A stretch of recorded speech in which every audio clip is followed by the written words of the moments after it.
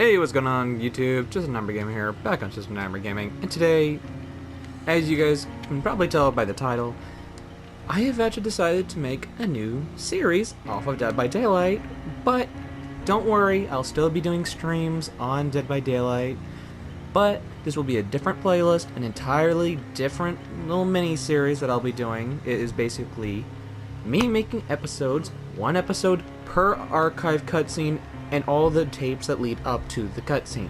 So if you yourselves are having trouble unlocking these cutscenes, you'll be able to see them on my channel, fully unlocked. I am still working through unlocking other ones, but for now, I have enough to get through for the next few days, if not the rest of this week. And guys, I hope you guys enjoy it. So, buckle up, let's get right into the movie. In the vast desert of rubble and crumbling columns, he sees a flower. A single flower. He shambles through the ruins and extends his hand into a blurring image. Stem and petals disintegrate before his touch. An illusion. He looks up, and there, another flower. He rushes toward it as the ground beneath his feet shatters. Endlessly he falls through the remnants of lost and forgotten realms. He wants it to stop. He can't take the rush of hot air and the feeling of his organs rising into his mouth. He hits the ground. Ribs jut out of his chest. Jagged bones rip through his fetid skin. Where am I? What is this place? He's in a half-remembered laboratory. He sees an emblem, the company. He remembers the wars, the opium wars. He remembers the prisoners and the experiments and his endless search for doorways into other realms. He found them, just not the way he thought he would. Warm blood pools around him as thousands of decaying prisoners in company fatigues grab and claw at him. This isn't happening. It can't be happening. You're dead. You're all dead. He closes his eyes. A collective roar, and the prisoners lift him over their heads and toss his broken body into a lightless dungeon. Dark, cold, lonely. He shivers and begs. One more flower. I'll do anything. Just give me one more flower. Power is in the mind. The eye of the mind, as the mystics called it. The eye that lets us dream and visualize is more than we think it is. Much more. It is a key, and it opens doors. Endless doors. And the key is a secretion. A sacred secretion like a drug to travel within the endless worlds within the swirling chaos that is infinite life. Blasphemy! Take your ideas out of this school. They belong to the devil. He takes his ideas to the company and says the secretion is better than opium. He tells them there is no experience like it, and he calls it the Dragon's Doorway. Makes the high from the poppy seem like cough syrup. He remembers the mystics.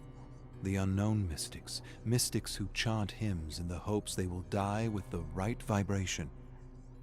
Right vibration? What does it mean to die with the right vibration? It means they believe different vibrations open different doorways to realms unknown.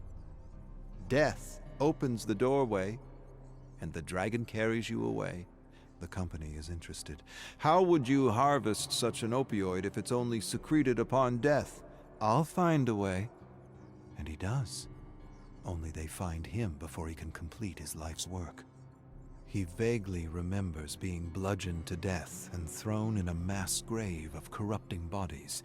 And he remembers being saved by 9 mystics in thick, dark tunics. Where are the 9 now? What have they done with my research? Why did they try to stop me? Questions, so many questions. Where is my flower? In your mind, he thrusts his fingers into his sockets and tears out his eyes and digs deep into his head, searching for a flower. One flower. Even with no eyes, he can see. It doesn't make any sense. He clamors about the muck and grime. He slips and falls, and suddenly realizes he's clambering over a heap of rotting prisoners and addicts. He pushes through as the groveling men and women beg for more opioids, for tea, for syrup, for opium-laced candies. They make ridiculous promises. Take my house, my money, my children, take everything. Give me more, just a little more. They sound like him. He pushes through a blur of faces he vaguely recollects. Lives ruined, shattered, destroyed. Wasn't his fault. He hears a disembodied voice. Kill them all, and a flower you will have. He stares down at the agonizing men and women and withdraws his cane. Smashes through limbs and skulls furiously. Heads burst open like watermelons. Bones break like dry sticks. He doesn't stop until he stands atop a mountain of flesh, vomit, and gore. Where is it? Where's my flower? Find it! He falls to his knees and digs through the thick sludge of mangled humanity to search for a flower. Finds one. But just as he touches the flower, it withers away and disappears along with the remnants of his past. Talbot. My name is Talbot. He remembers his name as he stares at 9 hooded figures approaching him. He stumbles over a crumbling pillar with strange symbols written in a language he half remembers. He remembers the school, the secret school, and the mystics and the arcane knowledge they were protecting. He was getting too close, and he wasn't ready. Humanity wasn't ready. Knowledge without wisdom leads to self-destruction. He doesn't care about any of that. You condemned me. You all condemned me, left me to wither away. A hooded figure approaches him. You condemned yourself, Talbot. You condemned yourself. The 9 hooded figures disappear as a massive dragon bursts through the ground and peers down at him with dead black eyes. The hideousness of its face transcends anything he's ever read about, seen, or imagined. An ancient evil quickened with dark life. Talbot trembles in a fog of madness that envelops him. The ancient beast lashes out at him, snatches him in its talons, and swallows him whole. Mingled saliva and acid rips through his tunic and burns his skin to the bone.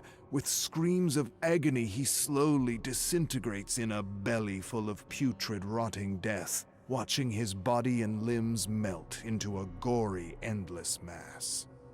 Talbot wakens in a mass graveyard of skeletons and decaying prisoners of the company. He blinks and shakes muck from his hallowed eyes. He vomits everything in his guts and doesn't understand what's happening to him. Nothing makes sense except for his hunger. Please, I will do anything. Give me what I ask, and I am yours. Give it to me. I need it. Vines suddenly burst through the decaying bodies and surround him. Flowers grow and bloom in all their glory. Beautiful golden serum drips like honey wherever his eye can see. He approaches one slowly and is scared to touch it.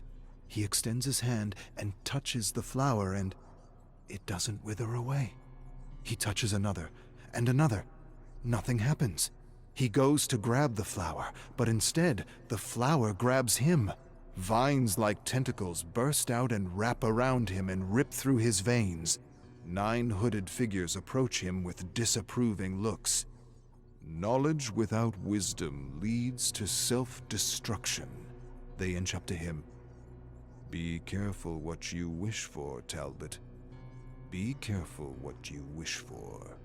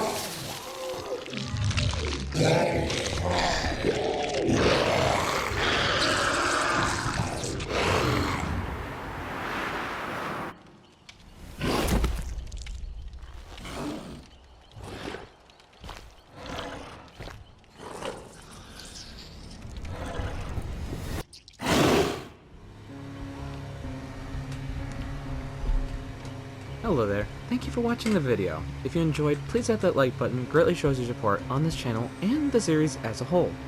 Also, if you are new to the channel, why not hit that subscribe button to stay up to date on all of foreseeable content and in the foreseeable future. And with that being said, I will see you in the next one. Goodbye, everybody.